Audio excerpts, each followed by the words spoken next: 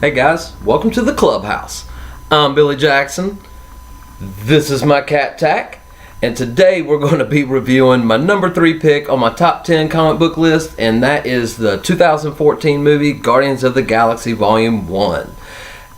I know y'all are thinking the exact same thing I am. This movie is friggin' awesome!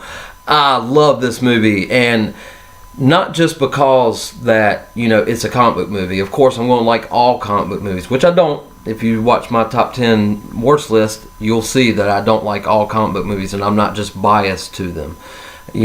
I must be entertained, and this movie entertained me from the very first second to the very last second of the movie.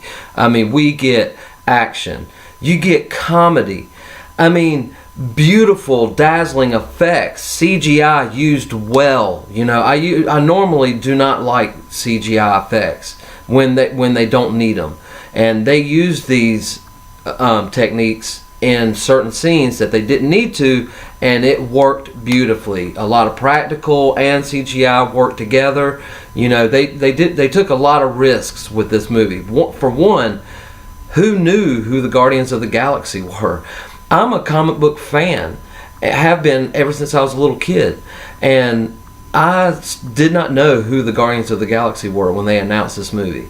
And and I was very pleasantly surprised. And, and I did a little research on them, and these aren't even the original Guardians of the Galaxy. The original Guardians of the Galaxy are actually in Guardians of the Galaxy Volume 2 in a post-credit scene. But anyway, that's neither here nor there. Guardians of the Galaxy 2 I thought was okay. I was happy that we got to see Ego, the living planet.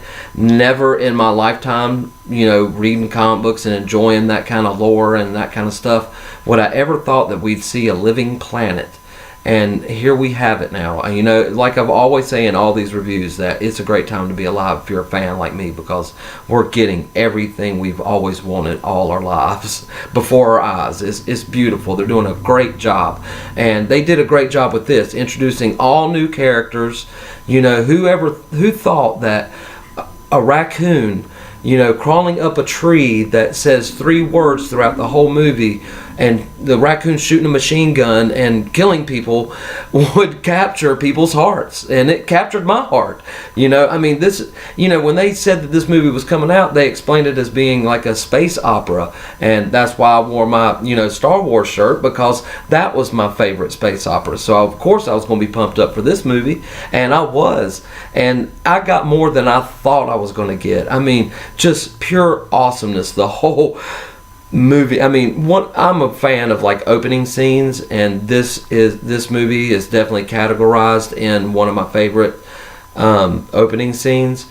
Not just the scene with him and his mother. I thought that was sad, and that was like, oh my gosh, what is this movie doing to me emotionally in the first 5 minutes? And then 5 minutes later, you flash forward to the future, and he's older, and he's exploring these ruins and everything, and then he clicks on his little cassette player, and then you get hey,